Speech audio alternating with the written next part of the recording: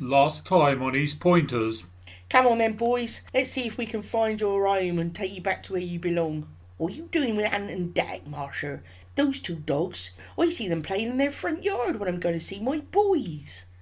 The good news is we found the dogs' owners. The bad news is they're dead. Thanks for staying on, Jill, me ducks. It's been a right to do, I must say. Well, Mrs. Muggins, we never heard the like. We couldn't believe what you were telling me, I said to Moira. I'll tell you about her in a minute. I said, things in this town are going from bad to worse, that's what I said. Whatever next? I know for a fact I won't be getting a dog any time soon. Seems to me they're at the bottom of all this. No, I'll stick with me guinea pigs. Courtney will just have to wait till she leaves home if she wants to get a dog. Not sure how she thinks she can look after a dog and baby Prosecco, mind. I take it she'll be in for a paper round in t' morning. Here, Doris, sit down before you fall down. She'll be here, no worries about that. That girl has to face up to consequences. Oh, thank you, my maid. Ain't having, what you call it, Prosecco? Ain't that learned her about consequences? You'd have thought so, wouldn't you? But no, she's still the same Courtney, expecting everything to be handed to her on a plate. Oh, listen to me rattling on. How are you feeling? Must have been an awful shock. Oh, that it was.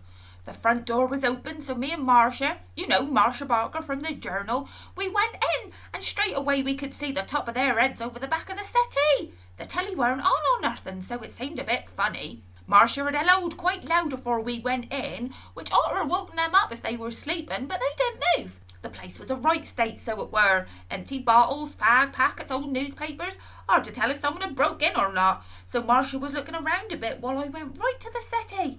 Wow, you've never seen anything like it. I'm not ashamed to say I screamed. Oh, I don't blame you. Anybody would have done the same. Were they, you know? They were just sitting there, as if they were asleep, but I could see at once they weren't. Don't ask me to explain, I don't have the words. There was just something about their skin that weren't right, and a strange kind of absence, as if they weren't really there. But no blood? No blood. Poor old dears. Oh no, they weren't old, not even close. Skinny pair they were, and not looking their best, but I'd be surprised if they was the wrong side of 40. It's a right bad do, that's what it is, and no mistake.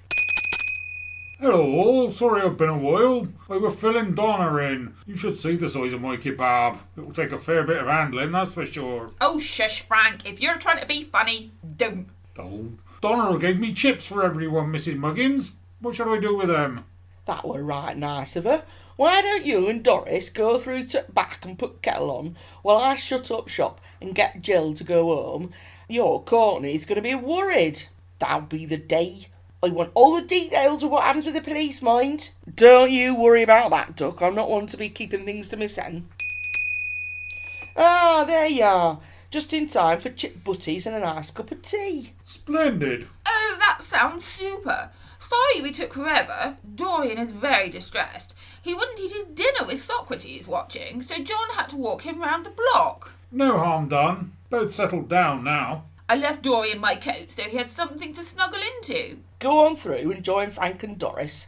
Now, Jill, me ducks, was there anything from this evening that I need to know? You said something about Moira? Oh, I am a lummox. I near forgot. Moira's off home for a couple of weeks, and she's bringing her plants round tomorrow before she leaves. I keep telling her I've got brown fingers. Plants take one look at me and keel over.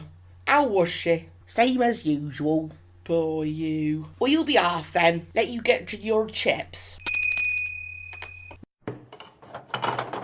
Right, how we doing with that brew?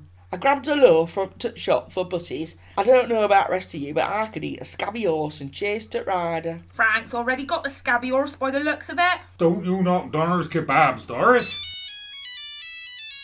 Geoffrey, where have you been? I've been ringing and ringing. No, of course not. Yes, I know you're a grown man. Well, no, it's not really any of my business, it's just... Well, that's why I was ringing you, to tell you why I'm not at home. cooked dinner, I haven't been home. That's what I'm trying to tell you. I was walking Dorian. Yes, in Lowestoft. And then I was helping to find the owners of 2 of the other dogs. Geoffrey, darling, please stop shouting and listen to me. We found them and they were dead. We don't know how. Yes, we called the police, and now I'm at Muggins News with the others, waiting for them to come and take a statement. No, I don't know how long I'll be. Yes, going to the fish and chip shop is probably a good... Oh, he hung up. He doesn't sound very happy. He very rarely does. Come on in, Marcia. We're through back having chip butties. Sounds good, Mrs. M. Sounds good. Come on then, Marshal. Don't keep us in suspenders. Well, there's not a lot to report, really. The police bumbled about a bit, and then the DI turned up and they interviewed the neighbours, but I was kept well out of the way. Don't matter. I'll go back tomorrow, have a chat to them. So I walked up to the local shop and had a chat to the people in there. Turns out Charlie and Jack's mummy and daddy were a bit partial to the occasional glass of vodka.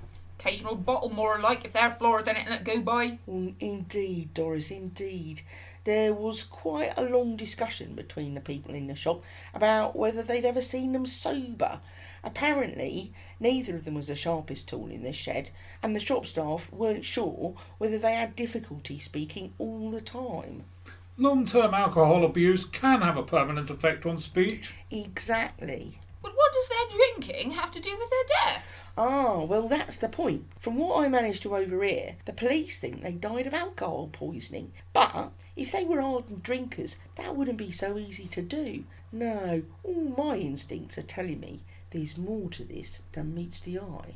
Will Marcia's instincts prove correct? Will Courtney turn up for her paper round? Can Mrs. Muggins keep Moira's plants from dying? How does Doris feel about Frank being kept in suspenders? Tune in to the next episode of Eastpointers to find out.